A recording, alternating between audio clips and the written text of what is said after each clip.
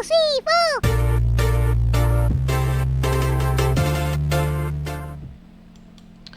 Halo Gunawan dan Gunarwati, sekalian ketemu lagi ya di channel saya Gunar Os. Dan kita kali ini akan membahas tentang Alexander Isak ya, yang saya rasa ini menjadi target utama Arsenal mungkin untuk jendela transfer musim depan. Dan ya gaungnya udah mulai terdengar ya di mana-mana untuk Alexander Isak ini. Jadi saya pikir saya ingin melakukan segmen apa laporan scout untuk Alexander Isak, tapi saya rasa saya tidak perlu untuk menjelaskan kenapa Alexander Isak ini adalah target yang apa ya, kalau mau dibilang target yang bagus bagi Arsenal, bahwa dia sebagai seorang pemain merupakan penyerang yang terbaik saat ini. Saya rasa tidak perlu saya jelaskan kenapa gitu kan. Jadi yang saya ingin bahas di sini adalah bagaimana Alexander Isak ini kalau ke Arsenal, apakah ini adalah salah satu target yang realistis? Apakah ini target yang masuk akal bagi Arsenal gitu kan? Ya. Teman-teman, sebelum kita bahas lebih lanjut, perkenalkan dulu, channel saya adalah fan channel Arsenal. Jadi kalau teman-teman ngefans dengan Arsenal atau suka dengan konten-konten sepak bola semacam ini, boleh di like, share, dan subscribe ya. Oke, tidak berlama-lama kita akan masuk ke pembahasan kita ya untuk Alexander Isak ini ya. Ya, kita tahu Alexander Isak saat ini adalah penyerang dengan performa terbaik di Eropa ya. Dan diperkirakan ini akan menjadi pemain dengan harga tertinggi, salah satu pemain dengan harga tertinggi di jendela transfer musim depan gitu ya. Dan bahkan ada yang bilang mungkin ini akan menjadi ekspornya Inggris yang paling mahal gitu. Ya, jadi kalau seandainya mungkin keluar dari Inggris, ini bisa menjadi ekspornya Inggris yang paling mahal gitu ya. Ya ini sebenarnya memang masuk akal ya, terutama kalau kita lihat performa dia di Newcastle, sorry ya, di Newcastle. Performanya selalu naik, jadi sejak tahun 2022 ya, ketika dia pertama kali datang ke Newcastle, dengan 27 permainan dia bisa mencetak 10 gol dan 2 assist. Lalu musim berikutnya ya, ini yang menjadi breakout season dia musim kemarin, dengan 40 pertandingan di semua kompetisi ini berhasil mencetak 25 gol dan 2 assist. Dan sekarang masih di 29 pertandingan sudah dengan 19 gol dan 5 assist. Dan ya kemungkinan besar akan bisa menembus angka dia di musim kemarin gitu ya. Jadi ya ini salah satu penyerang terbaik Eropa saat ini gitu, Alexander Isak ya. Nah, pertanyaan ya kita juga lihat lah ya di pundit-pundit Eropa saat ini banyak sih ini barisan sakit hati ya yang yang bilang ini Isak nggak cocok ke Arsenal. Kenapa? Karena memang Arsenal saat ini yang paling kenceng kabarnya untuk mau mendatangkan Alexander Isak gitu ya. Paul Scholes itu bilang Isak terlalu besar untuk Arsenal gitu. Jadi ya banyaklah ini, Jamie Carragher juga bilang hal yang kira-kira mirip gitu kan, untuk Alexander Isak. Kenapa? Karena mereka takut kalau Isak datang ke Arsenal, selesai mungkin klub-klub lain gitu ya. Jadi ya ini menurut saya mungkin salah satu pecahan puzzle bagi Arsenal kalau bisa mendatangkan Alexander Isak, yang akan membuat gambaran besar bagi Arsenal bisa menjadi lebih cantik, lebih indah gitu kan. Nah, ini yang menurut saya kita lihat apakah ini lalu menjadi target yang realistis bagi Arsenal gitu kan. Ya, kita juga tahu bahwa Isak ini mengidolakan Ongri ya, sampai dia juga saat ini kan memakai nomor punggung yang sama 14. Ini bukan masalah dia pakai nomor punggung yang 14 ya. Tapi memang dia sudah dikenal bahwa dia mengidolakan Thierry Ongri gitu. Ya, kecuali dia milih nomor 14 karena dia mengidolakan Eddie Nketiah. Siapa tahu gitu kan, kita nggak tahu gitu ya. Jadi ya ini salah satu hal yang sudah diketahui secara umum ya, bahwa Isak ini mengidolakan Ongri. Jadi ya di sini Arsenal mungkin punya sedikit keuntungan di situ ya untuk mendatangkan Isak. Tapi pertanyaan berikutnya adalah ini sebenarnya kalau untuk Isak sendiri keluar dari Newcastle ini sesuatu yang bagus atau tidak gitu kan. Jadi ya apapun itu tadi kan alasan-alasan yang sudah disebutkan oleh para pundit, lalu juga bagaimana dia mengidolakan Ongri ya. Apapun itu sebenarnya Isak ini sudah dalam pada usia, sudah ada di tingkatan usia dan tingkatan skill ya. Level permainan di mana dia harus mencoba mengejar trofi-trofi terbesar di Eropa. Ya sama juga dengan Arsenal dengan tingkatan eh, jumlah pemain yang mereka ada punya saat ini, dengan tingkatan skill yang mereka punya saat ini, ya Arsenal juga mencoba mengejar trofi-trofi terbesar Eropa. Nah ini makanya eh, apakah Arsenal dan Alexander Isak ini lalu memang berjodoh gitu kan. Nah, saya rasa ini ada beberapa hal ya untuk Alexander Isak ke Arsenal ini, apakah masuk akal gitu. Jadi menurut saya ada beberapa hal yang harus dipenuhi gitu. Ada beberapa syarat ini. Jadi saya bilang ada beberapa syarat yang harus dipenuhi untuk Alexander Isak bisa datang ke Arsenal. Yang paling pertama ini adalah Newcastle tidak lolos kualifikasi Champions League untuk musim depan. Ya ini sudah beberapa kali saya bilang. Jadi untuk untuk Alexander Isak punya kemungkinan untuk dijual oleh Newcastle adalah Newcastle ini harus tidak lolos Champions League. Jadi tidak boleh lolos 4 besar untuk musim ini gitu ya. Tapi saya rasa ini kemungkinan besar bukan hanya masalah 4 besar gitu ya.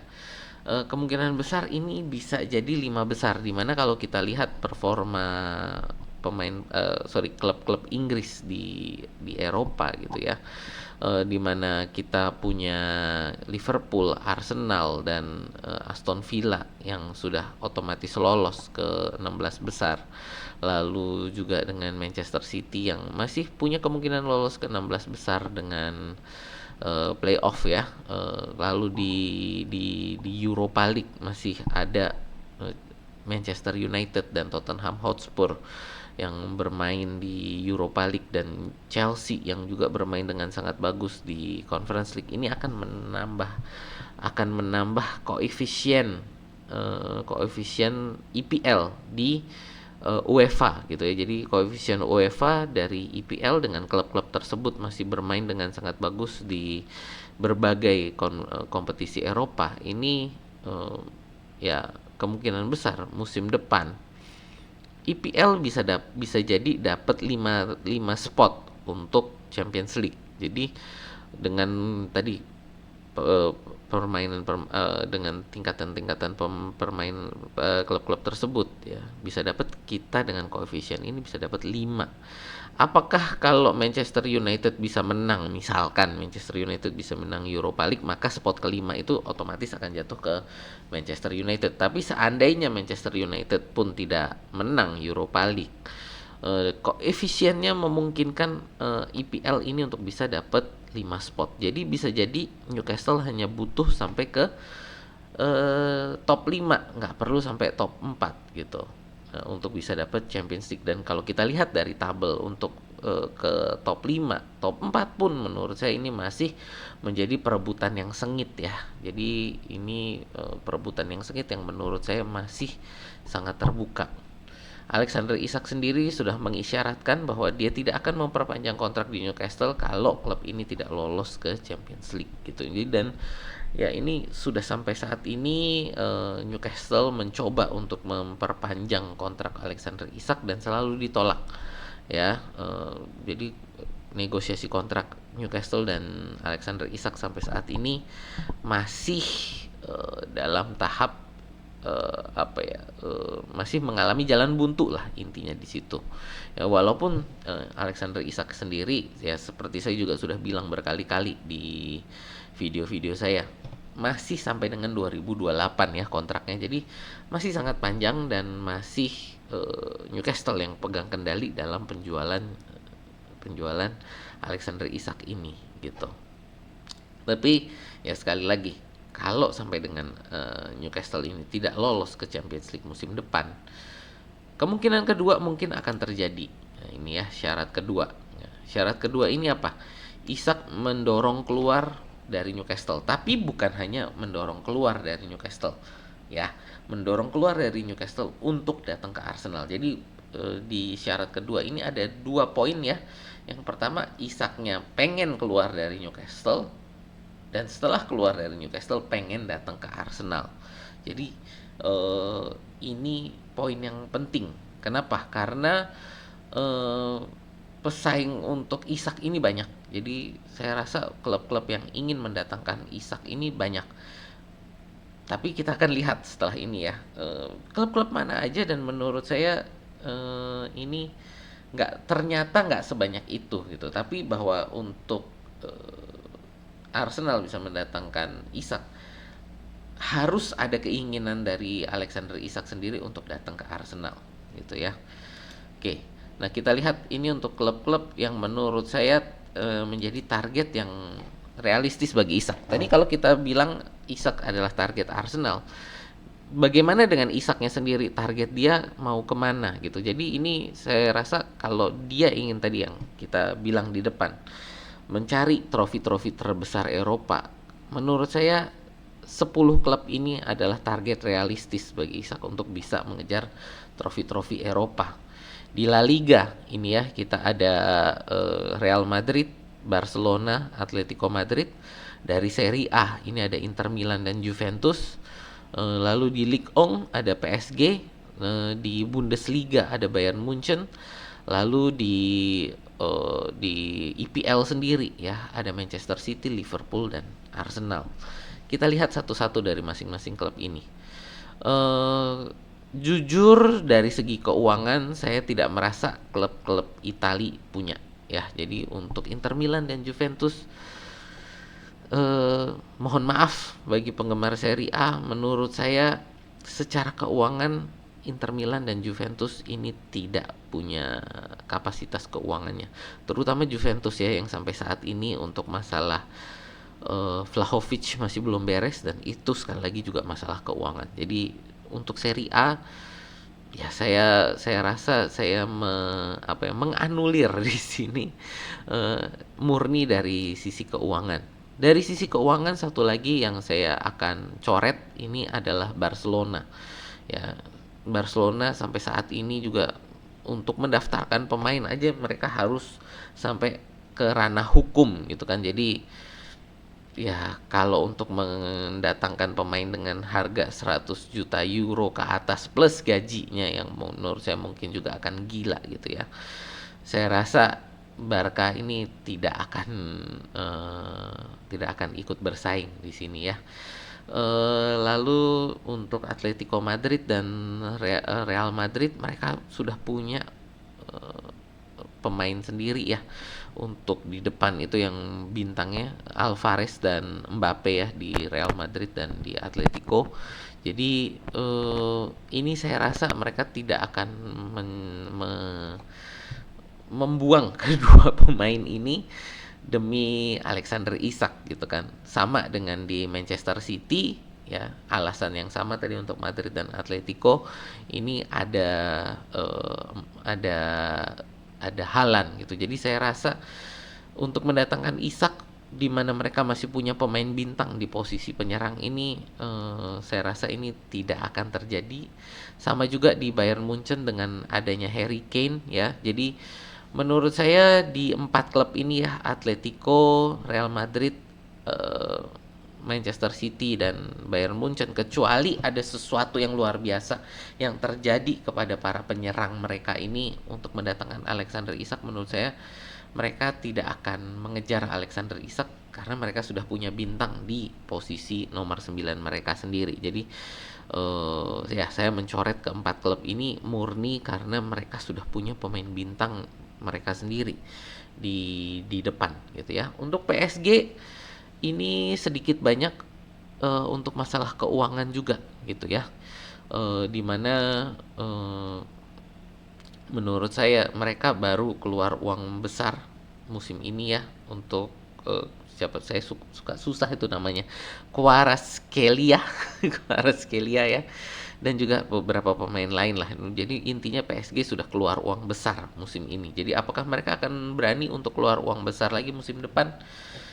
Kayaknya sulit ya, kecuali mereka bisa menjual beberapa pemain gitu kan. Nah, sama juga dengan Liverpool ya. Liverpool di mana menurut saya di sini mereka tergantung situasi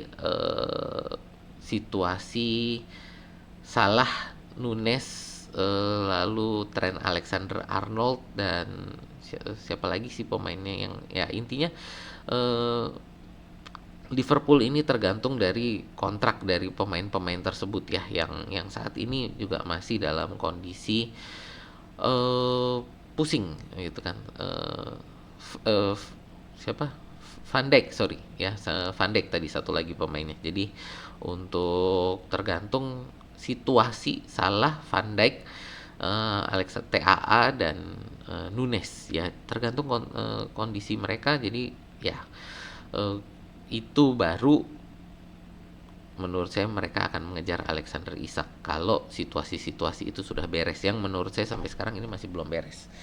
Tersisa memang tinggal Arsenal yang eh, ya kita nggak ada syarat apa-apa. Kita butuh Isak dan kita mau ambil Isak gitu. Jadi Arsenal ini tidak ada masalah apapun, yang penting tinggal Isaknya mau atau enggak gitu. Nah, tapi ini pada saat saya membuat rekaman ini ya. Jadi sebelum saya bikin rekaman, jadi saya udah terlanjur bikin visual ini. Baru ada berita bahwa Liverpool ini menyediakan ya, dari FSG ini kabarnya menyediakan dana transfer sebesar 200 juta pound sterling bagi Liverpool untuk jendela transfer musim depan. Jadi ya bisa jadi Liverpool akan menjadi pesaing kita untuk mendatangkan Alexander Isak ya. Ya ini satu hal yang menurut saya juga akan membantu bagi Newcastle untuk apakah mau perang harga gitu ya. Nah ini menurut saya juga menjadi satu poin penting bagi Arsenal nantinya gitu kan. Makanya saya ini menambah poin ketiga ya. Kenapa? Karena ya ini poin ketiga ini tadinya sebenarnya memang apa ya, cuman sebagai gambaran aja, tapi dengan tadi Liverpool punya dana 200 juta pound sterling untuk jendela transfer musim depan. Poin ketiga ini mungkin akan menjadi penting ya, syarat ketiga ini. Ya, syarat ketiga ini adalah Arsenal juga mau mendorong untuk mendatangkan Alexander Isak. Ya, ya teman-teman mungkin kan mikir ya ini udah bukan hal yang perlu dipikirkan lagi. Arsenal pasti mau dong mendorong untuk mendatangkan Isak dengan gembar-gembor sejak awal musim ini untuk mendatangkan Alexander Isak dari kubu Arsenal ya. Ini gembar-gembornya sudah kenceng sekali dari awal musim. Masa ini ketika mungkin ya, masih mungkin musim depan Alexander Isak mau dijual, Arsenal lalu tidak mendorong untuk mendatangkan Alexander Isak, masa sih gitu ya. Jadi apakah Arsenal mau Isak? Mau ya, mau gitu, tapi ada batasannya juga di mana Arsenal ini mendorong untuk mendatangkan Alexander Isak ini ada batasannya ya. Kenapa saya bilang ada batasannya? Tadi dengan masuknya Liverpool dengan mereka budget transfer 200 juta pound sterling, ini bisa jadi dimanfaatkan oleh Newcastle untuk melakukan perang harga ya, di mana Arsenal tidak bisa untuk bermain dengan perang harga. Kenapa? Kita juga butuh untuk mengisi posisi-posisi lain. Ya teman-teman harus ingat, bukan tadi, kemarin ya saya bikin video tentang bagaimana Arsenal melakukan perjudian untuk pemain depan di jendela transfer musim dingin kemarin ya, melakukan pertaruhan. Hal ini menjadi satu problem akhirnya kepada midfield kita, di mana midfield kita ini jadinya tipis. Merino ditarik jadi penyerang, lalu juga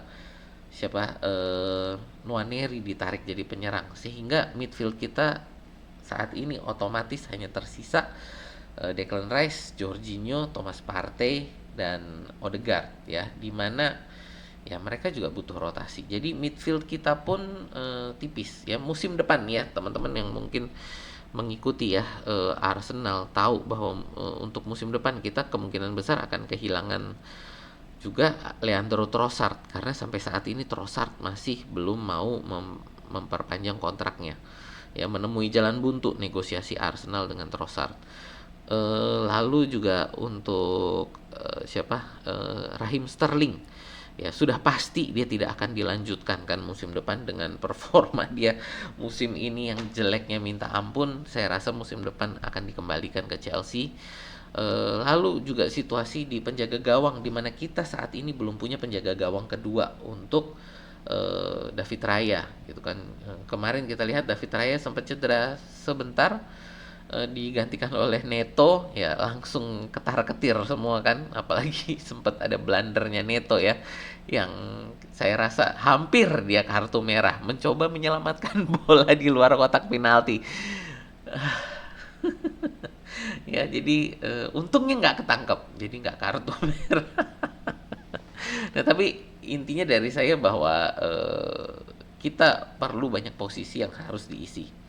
Penjaga gawang kedua, midfield juga perlu tambahan pemain, posisi di depan kita butuh tambahan pemain gitu ya. Jadi musim depan ini kita butuh banyak tambahan pemain. Jadi Isak merupakan target utama Arsenal, iya, tapi bukan berarti Arsenal akan mengeluarkan semua daya upaya hanya demi Isak, karena posisi lain butuh diisi juga, dan ini menurut saya juga perlu keseimbangan. Kalau kita bisa mendapatkan Isak dan mengisi posisi-posisi lain itu dengan cukup baik, menurut saya iya, sebaiknya Arsenal mengejar Isak. Tapi kalau kita mengejar Isak sampai harus mengorbankan posisi-posisi lain tersebut, menurut saya Isak sebaiknya tidak dikejar.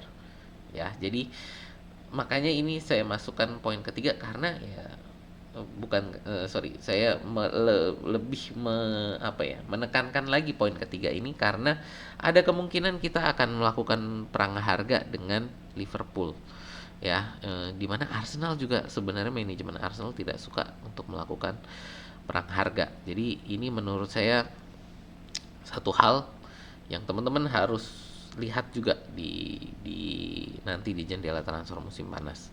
Kemungkinan-kemungkinan ini yang bisa terjadi ya. Jadi secara kesimpulan butuh 3 syarat ya untuk terjadi tadi.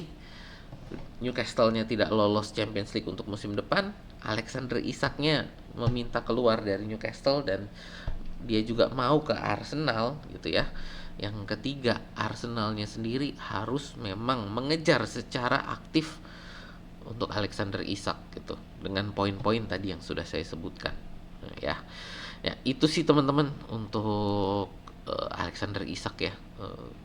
Ya kita harap sih memang Arsenal butuh tambahan, butuh kualitas untuk penyerang depan. Apakah Alexander Isak ini jawabannya? Ya, siapa yang tahu gitu ya. Ya kita tunggu nanti untuk musim ini berakhir. Semoga musim ini berakhir dengan cukup manis bagi Arsenal. Kita masih punya 2 kesempatan piala, EPL dan Champions League, yang walaupun kemungkinannya ya tidak terlalu bagus, tapi menurut saya kemungkinan ini masih ada dan tentu masih akan dikejar dengan sangat keras oleh para pemain dan juga oleh Arteta sendiri gitu ya.